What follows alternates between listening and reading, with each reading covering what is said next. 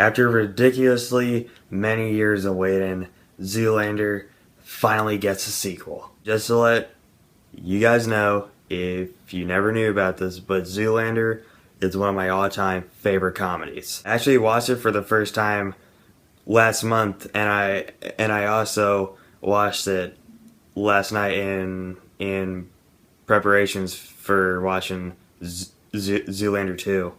And good God, is Zoolander quotable. Merman! Merman! Maybe there's just more to life than just being really, really, really ridiculously good looking.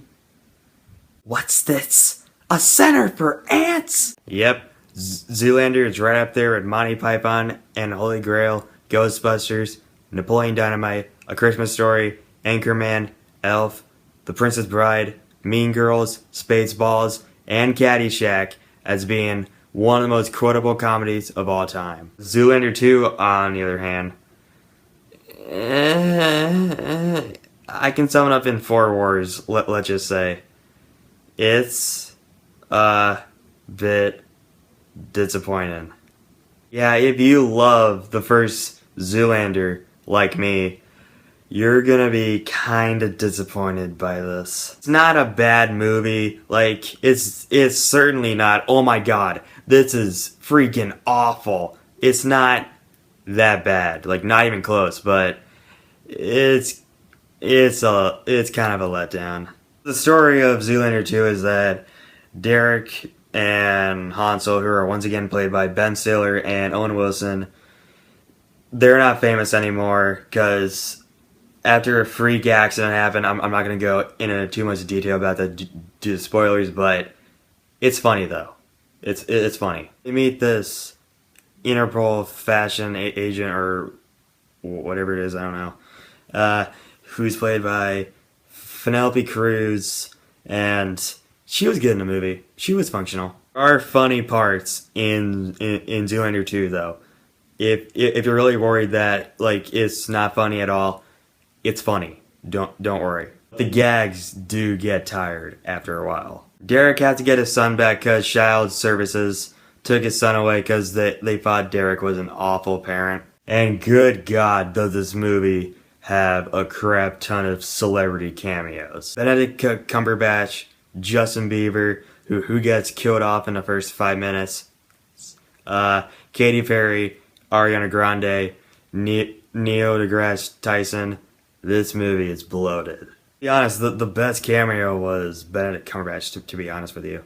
But the one part that was pretty much a bummer for me in Zoolander 2 was the story, because the movie, they literally showed the entire movie in the trailer. Story was so familiar, I was sitting there going, I've seen this entire story before.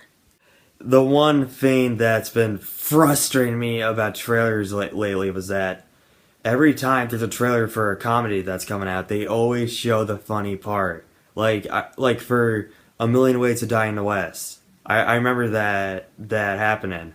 Overall, Zoolander 2 wasn't a good movie, but it was just, to me it was okay, but there were some parts that were kind of disappointing though. Like, okay, here are the 2 things that I thought were pretty positive.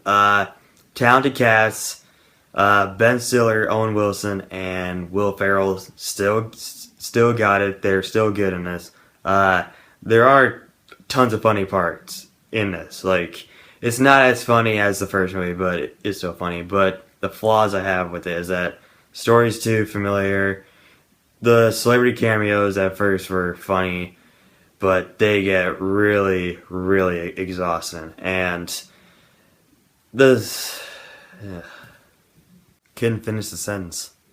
Zoolander 2 gets a C.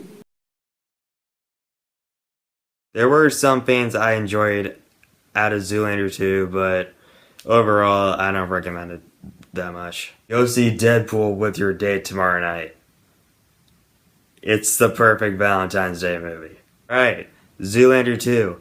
Have you seen Zoolander 2? What did you think of it? Whatever you thought of it, comment below and let me know.